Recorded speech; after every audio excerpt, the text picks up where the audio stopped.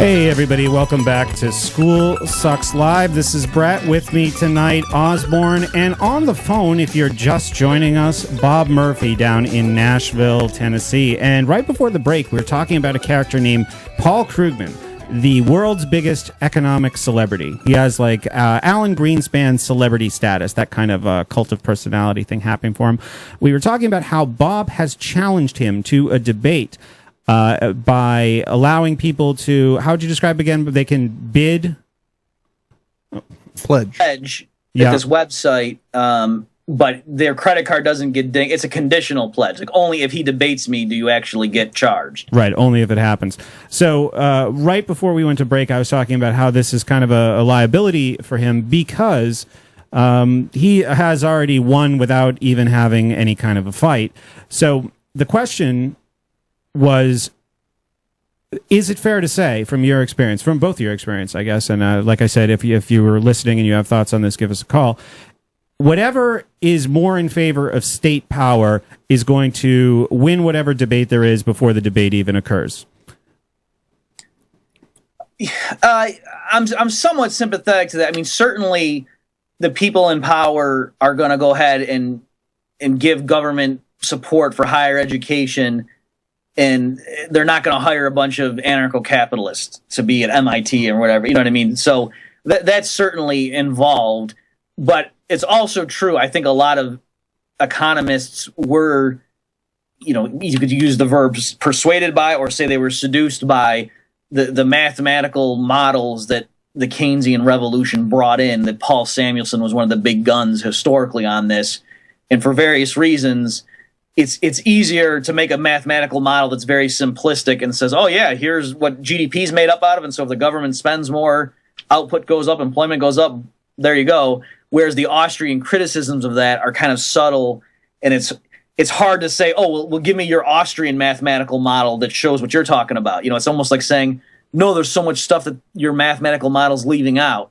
And so it is true that on paper, in terms of saying, oh, well, I want to have refereed publications and let me prove that you're rigorous and let me see the proof of your results, it's a lot easier for these mainstream economists to have these models that tend to support government solutions. Right, because we see the same thing like in all areas of government, and even in the broader picture. First of all, we have foreign policy, which is even Obama, who put a peace sign in his little his placards and his posters right there. He has taken on a neocon foreign policy.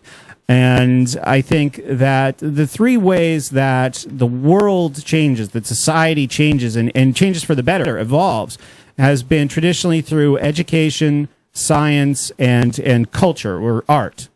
So the government controls or heavily subsidizes all three, which I think is interesting and really helps with maintaining the status quo. Bob, you want to talk to some of the folks out there? We got a caller on the line. All right, we are going to go to the phone. Travis, can you hear me? I can hear you. I'm here. You are on the show. What's on your mind tonight? Excellent. Well, I'm not sure. I'm not able to listen to the show live, but I am able to call in via Skype. So I'm not sure. I'm probably going to be way off topic, but we'll see. I'm interested in supersedence. How we can just make things obsolete that have contradictions with them. Obviously, the school system has a lot of contradictions built in within itself. John Taylor Gatto has talked a lot about that, and the 7 functions of school, the real functions of schooling. Anyway, I'm interested in how we can just overcome this.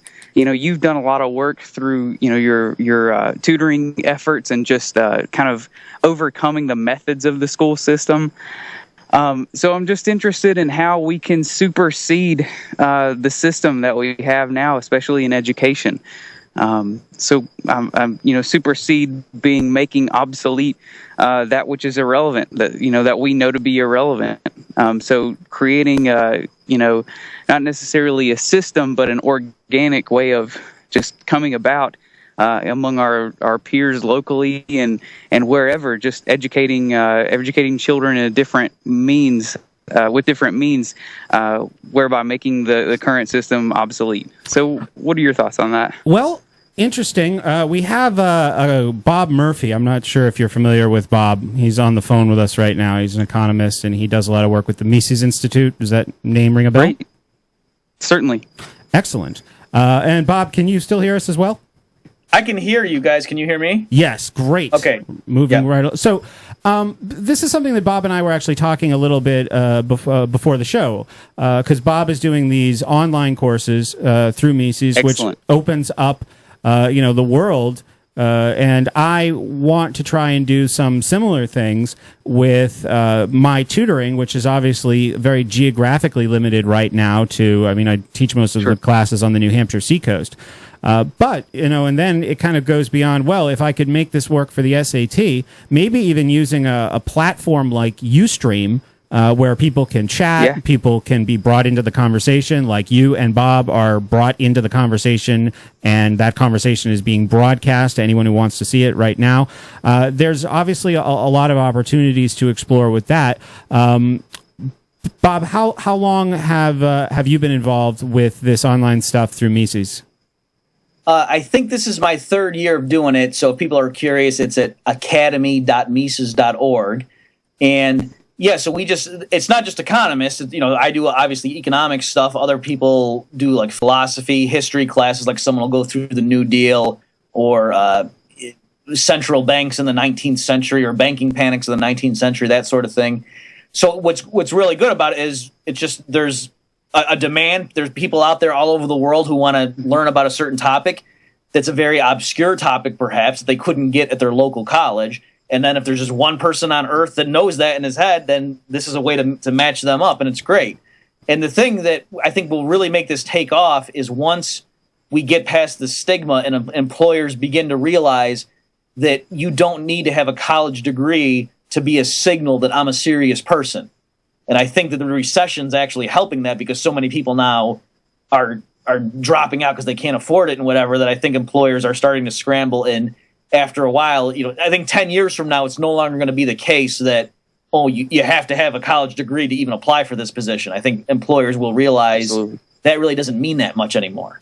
So, Travis, are we on the right track with this topic? Because there are ways of going about this practically, and then, of course, when you're talking about superseding things as they are currently, there's also a philosophical component to that as well. So, where can we go, and what's more helpful to you? Wow, that's a huge question. Great. So you touched on some huge points there. Obviously it is about supersedence, and the current, mainstream understanding of getting this bachelor's degree, you've got to get this piece of paper that apparently give you some kind of credentials to where you can apparently do some kind of position in the real world. It just doesn't make any sense. It's completely irrelevant. And I think we all see that now. Really, ultimately, it's about connecting brilliancy. It's about the people with brilliant ideas and innovative ideas and connecting them together in a way that's credible. So credibility is really the big issue here. So how do you really be credible without working in the mainstream university kind of system? And genuinely, I think it's just being honest. Coming up with excellent sources that are, the Mises Institute uses a lot of axiomatic type references and proofs in their logic, which is great. The mainstream, scholarly system doesn't appreciate that as much, but I think it's absolutely relevant. And I think, in this kind of economy, that type of logic system is going to be ever more relevant. You can come up with just as many credible sources. And the Mises is every bit as scholarly as any other economic source that you can come up with. It's just on a different paradigm that I think, the mainstream media or the mainstream mode of education is not necessarily understanding of. Travis, we have to go to break right now, but hold that thought. I'll let you pick it up after the break. You can hang with us. Excellent. All right, this is School Sucks Live. We'll be right back with Bob Murphy. Get 18,000 radio stations from around the world. Pandora, Opio, Live 365, and MP3 2.